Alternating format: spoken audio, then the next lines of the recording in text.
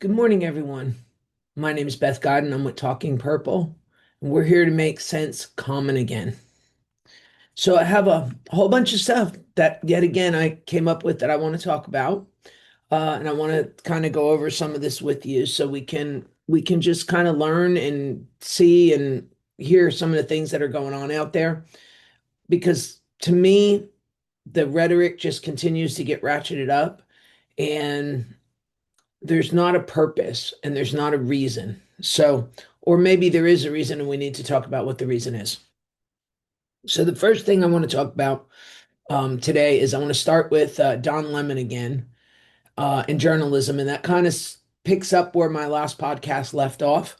Um, but, Don Lemon, he's kind of been on his podcast Friday. He did a talk on where he's been, what he's been doing, and he said something that caught my attention because it goes to show where we are within the public information sphere, and why this really needs to all be looked at. So what he came up and he said, and he had a whole monologue on, well, the news is the news, and it's the reporter that sets the story apart. And good writing and good reporting should set the story apart, but not a personality. And look, I know I'm a personality. I know I'm on this podcast here. We're doing real well. We're going to probably hit over 1 million views this week. And my audience continues to grow in the situation, and it's doing what I want. And it's reaching the audience that I want. And I'm really happy about that. Could it be doing better on YouTube? Absolutely. But it is in other places. It's like I said, I'm probably going to be over 1 million views by the time this one drops, and so on and so forth. So the reason everybody's listening to me is because I make sense and people understand what I'm saying. In Don Lemon's case, he's saying, well, I'm a personality, I'm this, I'm that, and that's what makes the story. And I am a believer that from a journalistic standpoint, you should not be the story. You should not be part of the story. And that's the mistake in all of this, as far as I can I can say, is that if Mr. Lemon feels that he is that he what sets his story apart is him, then he's not a journalist. He's making the argument of why he's not a journalist and why he's an opinion piece person. I understand the role that I'm occupying in this space. I'm giving you my opinion. It's up to you whether you accept it or not. In Lemon's case, he's getting mixed up between his own personality and what he's trying to do. And that's never a good thing. At least in my opinion, it's never a good thing. Um, the other thing that I want to say in all of this is that what the left is not understanding, or maybe they are. I think the thing is, I think I've got two layers of things going on here. I think that there's a group of people that understand what they're doing and they're causing it because they have ulterior motives. And then I think there's the rank and file that they just reach on an emotional level. So, Mr. Lemon, he broke this face law. And the more I hear about this face law, it's very interesting because it was a law designed to protect to protect the abortion people that were the pro-life, the pro-choice crowd, so that they could go and have abortions, do whatever you needed to do, and not be um, impinged upon by the pro-life crowd that was standing in the parking lot and trying to chain doors and doing the things that they were doing. So it worked for the left when it went in their direction. The Republicans in Congress at the time, to be bipartisan, something our present Congress knows nothing about, um, wrote in a piece that put in the religious piece. So there is this law now that's in place that says that you can't go and impede a house of worship. You can't go and impede an abortion clinic. And the thing is, there's people that were arrested under Joe Biden that were in their 70s and put in jail because they went in under this law, under this exact law. They were they were prosecuted for disrupting an abortion clinic. I've seen a lot of comments go by, and a lot of them have been favorable that seem to understand the situation. No, you can't go walk into a church in the middle of a service and cause a commotion. They're lucky. Some people said the same thing I did, which is, hey, we're lucky that somebody didn't get shot in this, and I'm glad nobody did, because in this era of uh, church shootings and people walking into public institutions with guns and opening fire, I can see why people were terrorized. Um, Don Lemon made the comment of these people should, at least I think that I understood him right, that that people should be uncomfortable, that these people, why? What did they do? They went to church on Sunday. Why should have these particular people been uncomfortable? And who gives somebody else the right to do that to somebody? I mean, there's some real intrinsic egotistical problems in some of the things that we were said. The other thing I'm going to say about Don Lemon and his, it's the personality that makes the story, is everybody tunes in to hear the first part of any newscast because there is an editorial piece. Okay. So when we look at, and I'm going to use Rush Limbaugh as an example, Steve Bannon does it, they have these cold opens that they give you the where they're intending to take the show. And I've not gotten down to where I can give you a cold open and tell you where I tend to go every day because I have an executive producer, but they're kind of a part-time executive producer. Um, I don't have that. I mean, I have a day job, I have a real job, I have things to do. So as a result, I come on, I write my little notes. I've got my 5 points of things that we're going to talk about today. Make this and try to keep it under an hour and get on with my day because it takes me some time to put this together and upload it and do everything that has to be done with it. So Don Lemon, it was funny because somebody reminded me that, he used to have Chris Cuomo hang out with him. So in his first 10-minute segment, it was him and Chris Cuomo because he can't carry that 10-minute segment on his own. And look, I don't know if I can. I always try to gauge things like, well, is it hard or is it? But you always look at things through your own experience. So, I don't know if I could carry 10 minutes, but I seem to be carrying something because I've just thing is going crazy here these days. Um, but you were canceled. Nobody picked you up. And I don't mean cancel like cancel culture. I mean, you were canceled by the network. That's when canceled actually meant something different, like a normal thing. But you were canceled by the network. You were, had very, very low ratings. Nobody tuned in to hear you. And as a result, that's where you are in your life now. And okay, that's fine. But make no mistake, you're confused, in my opinion, between what journalism is, what entertainment is. And I think I've said on this before, and I know I've said it in my real life, the worst thing that ever happened to news was a 24-hour news cycle because it stopped it from being news. This is what's going on in the world to entertainment. The second money gets involved, it becomes entertainment. And granted, I've said this and I will stick by this principle. I'm going on this show eventually probably will be monetized, and I don't dispute that.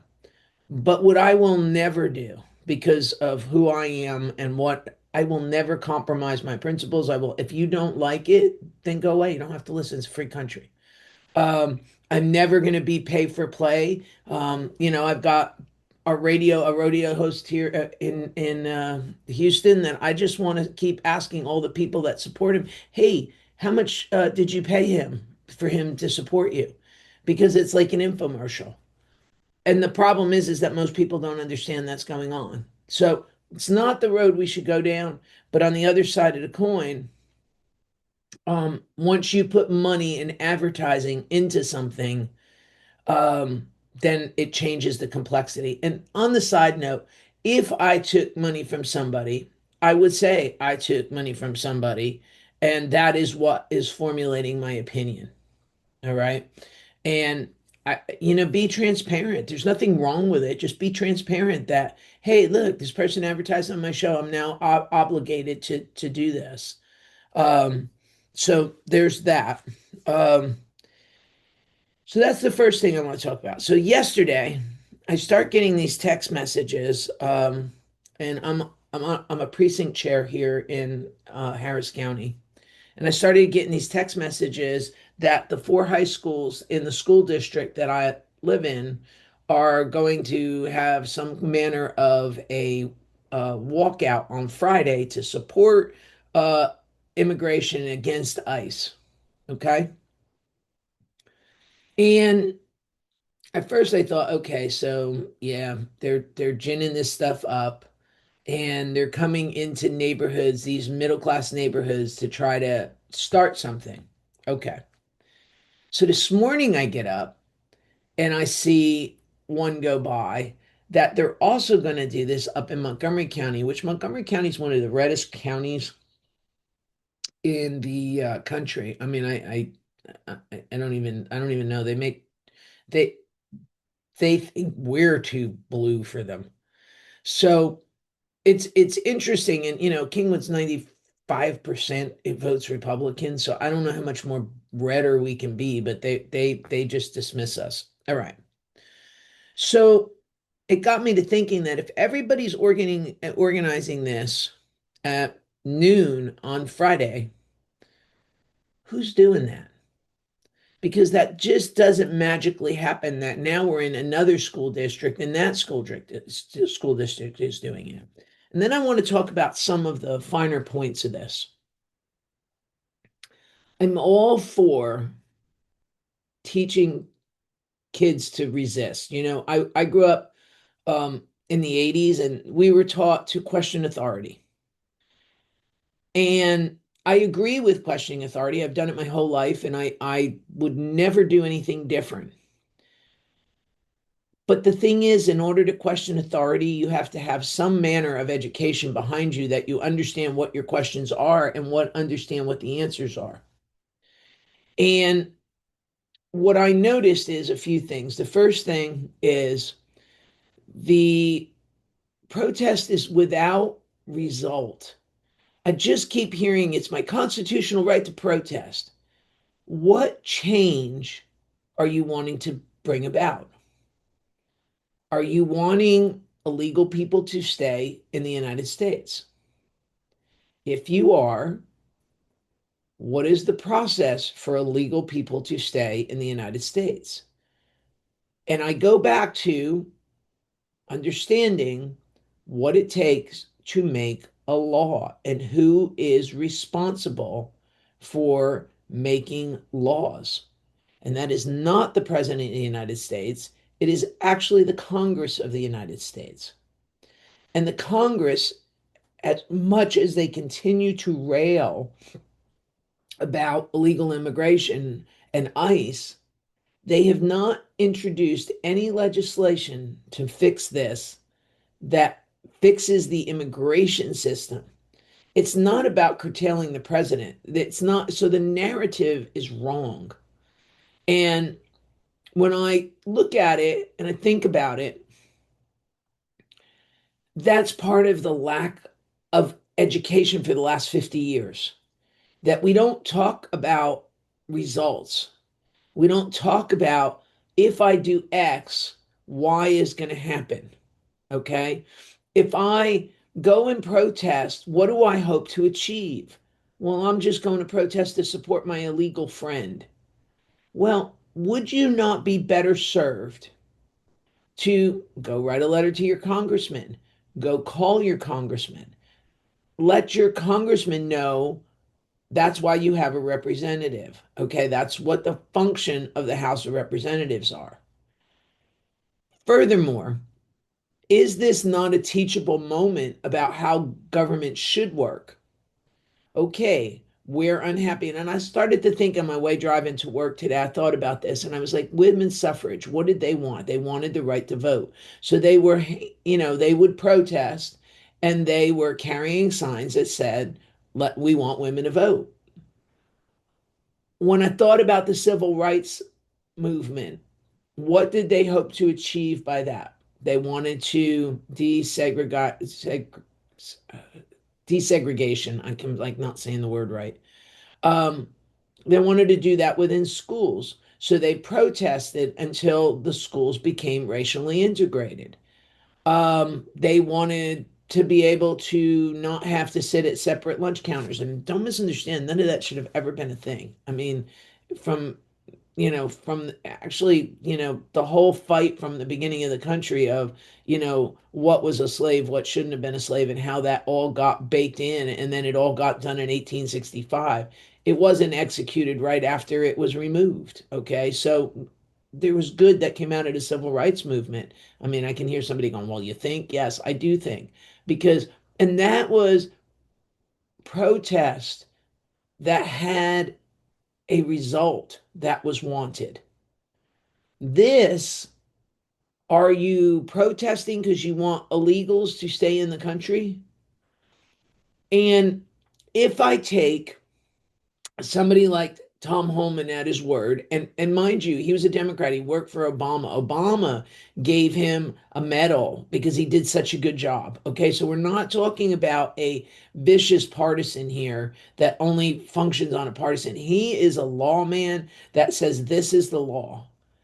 And if you don't like the law, change the law. That's what's missing from all of this, which is what makes this and the Democrats disingenuous in their protests. And what I see is this: I'm executing my constitutional right to protest. And yes, you have every right to protest, but you should have a result.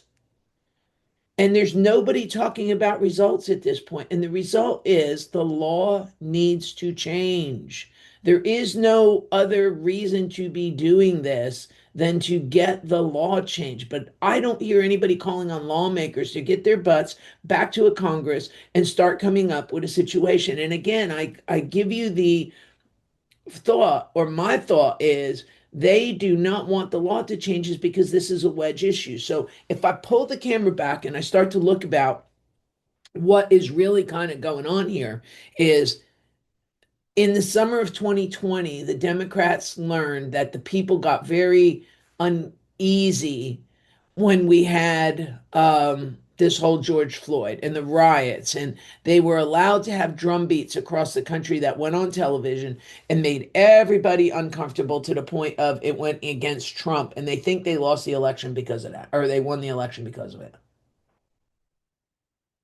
There is a midterm election in this country, so they're ginning up this ICE stuff to make protests, make people unhappy, change the sentiment about, against Donald Trump, and win the midterm elections. Okay.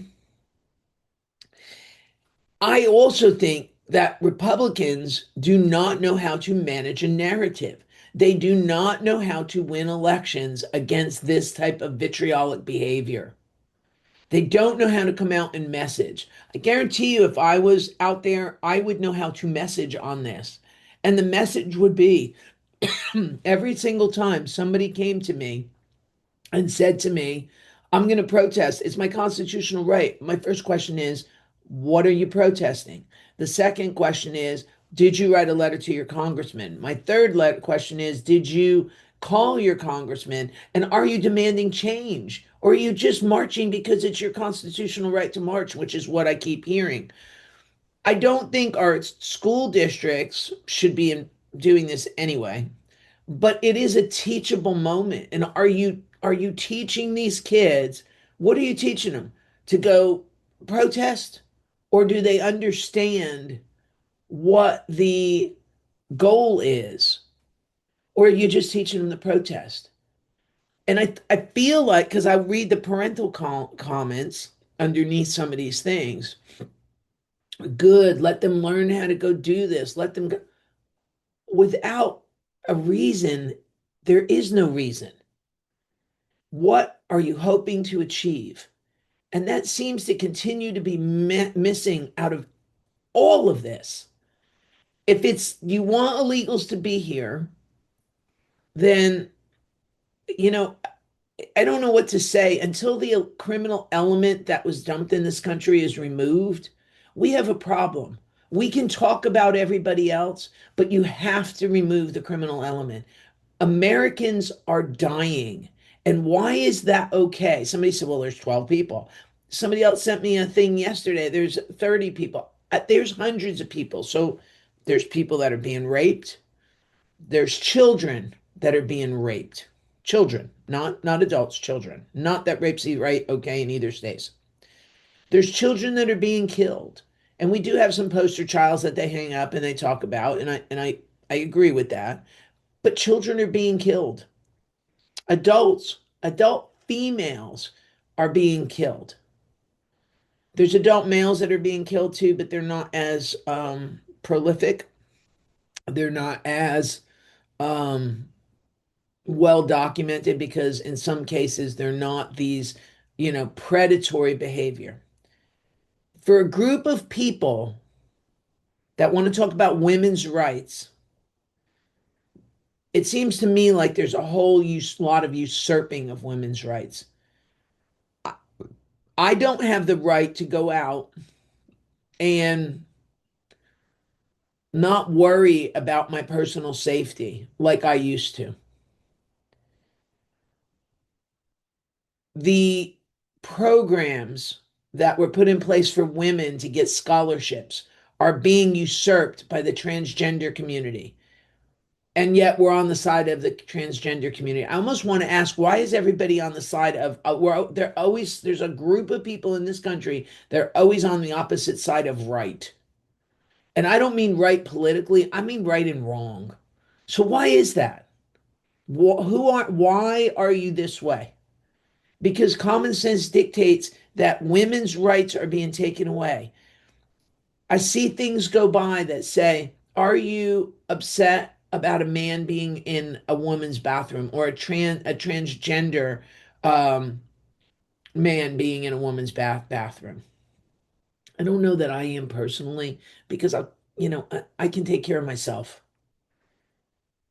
But can I send my 10-year-old into that restroom and not have to worry about behavior?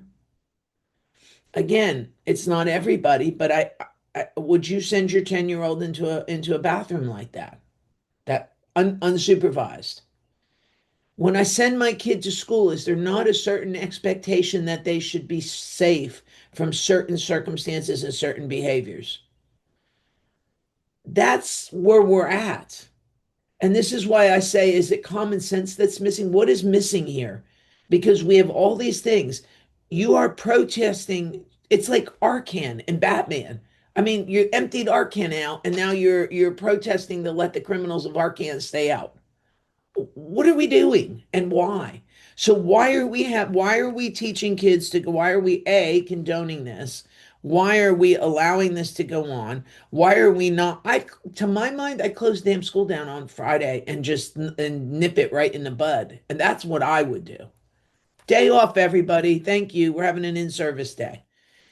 Okay. And if they want to go protest in their home time and their parents let them get in their cars and go do that, then that's fine because that's a parental decision. It is not the decision I send my kid to school. And maybe that's the other thing. Maybe the parents need to keep this kids home from school on Friday. And that way the school districts cost money because every time there's not a butt in the seat, they lose money that day. So maybe that's what needs to happen. Maybe the parents need to step in and say, if you support this, support it. Great. You want your kid to go participate in it? I personally would not want my kid to participate on a safety level because there's no police, there's nothing working to keep my kids safe. Okay, so now we've got that going on. Okay, so I personally would not send my kid to school that day and not because I don't, but I also would teach them that, okay, if you're upset about this situation in the country, the first thing we're going to do is we're going to sit down and we're going to write our congressman a letter and we're going to tell our congressman this. And if our congressman doesn't understand that, we're going to get a group of our friends together and we're going to all go and we're going to make an appointment. That's how you bring about change. You let your representative know so they can go pass a law. The only reason something is illegal is because they're against the law. So you change the law if you don't like what the law says. Okay.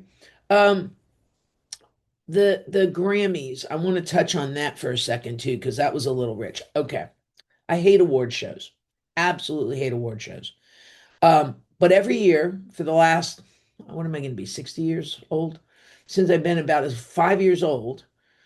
I watch the Grammys. I love the Grammys. There's like always moments at the Grammys. There's always, and I am a huge music person. Like that is my thing in life. You know, some people like art and painting. I like art and music. I mean, I'm everything from classical all the way up. Okay. This last Grammy show on CBS, I don't know what I watched because there wasn't a nod to across the music genre. It was filling a political agenda, is what it felt like watching it. And I was like, well, this is not normally our tip, but there wasn't these outstanding spectacular shining moments other than maybe the Ozzy Osbourne tribute with Slash and those guys. Okay. Maybe that was the only moment that'll stand over time. I don't know. We'll see. Um, but the other thing with that is they all got up and they badmouthed Ice, and I don't want to say bad words here. I mean, I say them every day, so it's not like I'm not, but I don't want to make that be here because we don't know who's listening and where. But Billie Eilish was interesting because Billie Eilish got up and says you can't be illegal if you're living on stolen land. Okay. But Billie Eilish lives in a 14 gazillion dollar house that's fenced in, and she doesn't have to worry about these things because she has money for security and she has money for extra precautions, and she has money to live behind a wall. Okay. And when she wants to go walk around the neighborhood, she takes her entourage with her so she doesn't really have to worry about getting kidnapped or worry about getting killed. So there's a massive disconnect based on money. The other thing I'm going to say, because I saw this go by in the scrolls on some of these things, and I was like, really? We don't know this? Bad Bunny is a citizen of the United States because of Puerto Rico. Puerto Rico is part of the country. So he's not an illegal alien. He doesn't have anything in common with the people that are illegal other than they speak Spanish. And maybe you want to have a little solidarity because they're Hispanic or Latino in background, okay? But I don't think that people understand that Puerto Rico is part of the United States. At least that was some of the people I saw commenting in scrolls on some of these things as they were talking about it. Um, as if as if he was, somebody himself that was an immigrant to this country. He's not an immigrant to this country. So it was great. His comments, maybe you can say his comments were great or whatever you wanted to say with that. But at the end of the day, hello, he's an American citizen, actually more of American citizen than I am because he was born one. Okay. I was not born one. So I just think that we have to have the right perspective. So the Grammys this year were not very good. And the Grammys this year, I don't know. I mean, it just seems like I'm going to attribute all of this to many, many, many years of a liberal ideology being prevalent over school districts. I really am because I think there's a lacking of understanding, there's a lack of education, there's a lack of it just lacks all over the place and you can see it. So you know that there's lack of critical thinking. All right. So I think that's a big problem there. So now let's go talk to somebody about somebody else because I have to laugh at this. Oh, Mondami. Poor Mondami. He's over his head in snow. Um, he has all the ideologies of sociology or socialism and of communism. And I mean, that's just the fact of it all. And that's fine. The problem is, I think that the younger generation was not around when the socialist and communist countries existed to see how bad the oppression was. That oppression came in on your TV every single day. So it's this ideological um, viewpoint of wouldn't it be good if we all just, collectivism, right? And when you look around New York City right now, people can't get to their cars because there's been no snow removal. There's snow on the streets. I mean, you've got, you've got people running around with video cameras showing how bad it is. Now, I grew up there. Um, Streets were usually plowed the second the snow stopped. Salt trucks were running constantly. 5 days later, there is usually not big mounds of snow pushed to the side of the curb. The plows usually worked, round the clock to get that out of there. And I mean, I've been there winters, the winter of 90, the last uh, February of 90, the last year that I lived there. The snow and the cold were horrific. That February, it was horrible. I mean, it snowed almost every day, and it was sub-zero for, it's the whole month of February. And I say zero as in 32, not zero as in negative numbers. I lived there. I mean, there was times that it was so cold I had to put a hair dryer on my battery to get my car started in the morning because it was so cold and you couldn't start your car. So, you know, the fact that we have that much snow laying around New York City that many months, that many days later, just goes to show you that 1 month in, there's no sanitation department, that there's garbage everywhere. The snow's up over the people's cars and they can't get to them. And this is what this looks like. This is what failed public policy looks like. But what else it is it shows when you don't have experience to do something, what happens. Okay. And I have a few of those type situations going on down here in Houston because I have a Harris County judge race right now on my hands that we only have one guy in the race that has experience. We only have one guy that knows how to actually run a county. And Harris County has 6 million people in it. It's not a tiny place. It's 189 miles wide. We've got one guy that knows how to do that. Okay. So experience matters. And then I have a congressional race with Dan Crenshaw. And I've been pretty vocal for Crenshaw simply because Kingwood needs him. Period. There is no other acceptable choice. We can't have other discussions because there is a gigantic chasm between Dan Crenshaw and his commitment to keeping the residents safe and Steve Toth. Steve Toth doesn't give a crap if we drown down here. He doesn't, we try to talk to him. He doesn't want to hear what we have to say. He thinks he's immune to all of this, and it just shows me what a bad congressman he's going to be. So he is not an acceptable choice. He has no experience.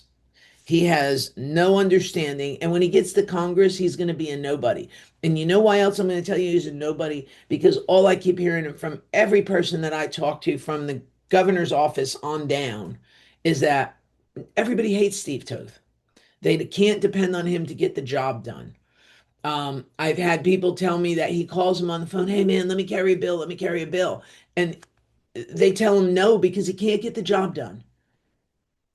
I have real problems in CD2 here in Houston.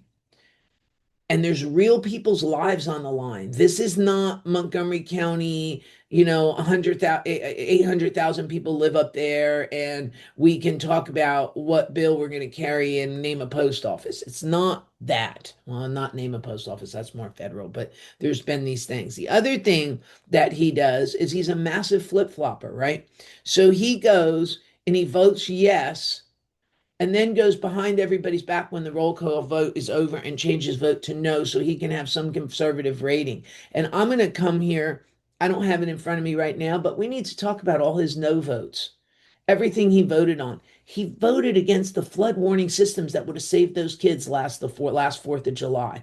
To my mind, every one of those kids should be hanging around his neck. That's the way I see it. But instead, we're telling everybody's walking around talking about the Montgomery County people, Kingwood people. I don't think that they get it. But everybody needs to understand that experience matters because otherwise your car is going to be under 10 feet of snow and you're not even going to know where it is. And I understand we don't have snow in South Texas, but the reality is this is what happens when you don't have good leadership. And leadership,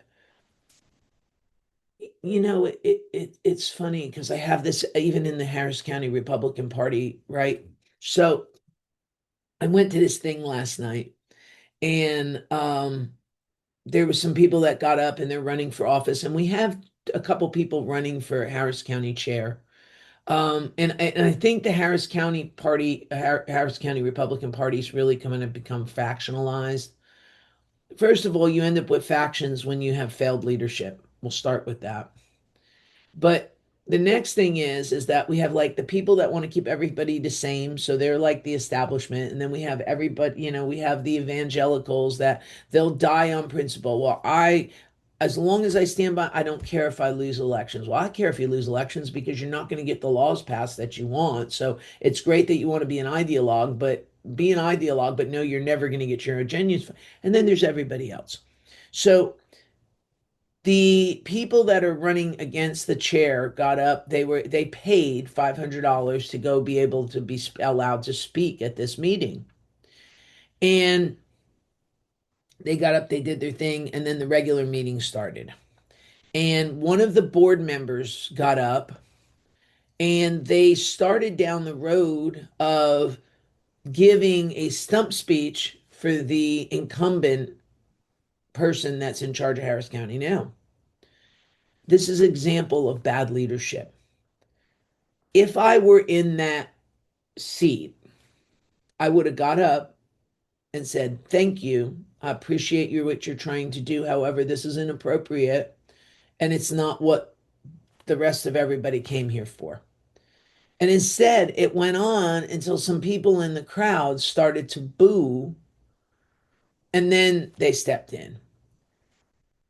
Being a leader is being bold and knowing how to support people and work within a system to get a job done.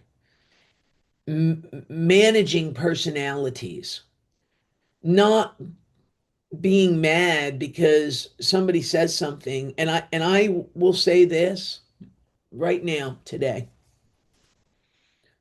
In Steve Toth's case, he doesn't care about anything anybody has to say. He keeps, yesterday, he yelled at somebody here in Kingwood that's pretty prolific and has thousands upon thousands upon thousands of voters. And he called him and he yelled at him. You don't do things like that when you're a leader. You're a thin-skinned, I would like to use a few other words, but you can't do that. You know that I'm Camp Crenshaw, that's fine. I asked to speak to you as representing 3,000 homeowners in my community, and you refused. Why? Because you think I'm mad at you because I like Dan Crenshaw?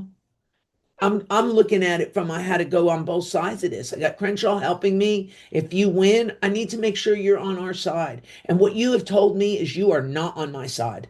You are not on the side of Kingwood, and you are not on our side as a community. So you know what? Nobody can support you unless you're just one of these ideologue people that, oh, I have to have change just because I have change. I just don't like incumbents.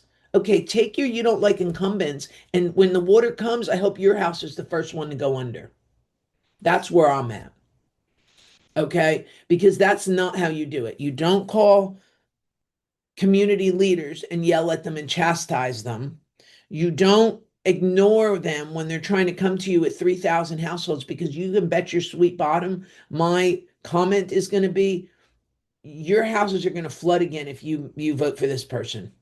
So if you don't want your house to flood again, you need to listen to what I'm saying. And I have enough sway to do that, and I will do that. So this is kind of where we're at. So experience does matter. It matters in the Harris County race. I'm going to tell you that it's going to come down to Orlando Sanchez, I'm hoping, and Anise Parker. At least Harris County will have a chance because there's some manner of at least experience in those two. Anybody else running for judge, it's great that you're running for judge. Yeah, you literally have no experience. There's one little lady, she's the mayor of Piney Point, and I think 10,000 people live in Piney Point. Okay, we've got 6 million in Harris County. So I mean the scale on that is at least you have some experience. The rest of them have no experience of running anything. All right. So you've got two people in the race here in Harris County that are running for judge that have experience. All else are again ideologues on both sides. And then you got this middle guy that he's like some union guy with the firefighters, and I don't know what's going on over there. But just because you know how to run the firefighters union does not mean you know how to run a county. You haven't even ever had an executive position. So I think these are the things that we need to look at, but experience matters. Mondami is the poster child for what happened. I thought Lina Hidalgo was the poster child. This guy makes her look like a rocket scientist. So that's what I have to say for today. I think the world is spinning off its axis. And again, I think, common sense has gone by the wayside rather. So I hope for y'all, I mean, I hope I'm doing a good job to try to be making common sense and, like I said, make sense common again. This Beth Guide, it is February 3rd. I hope you all have a good day, and I probably will be back in a few days with another one of these situations because it just keeps going on and on and on. If I don't, I'll let you know how the protest went on Friday. I think Umbalash should close down. That's my opinion. So I'm out.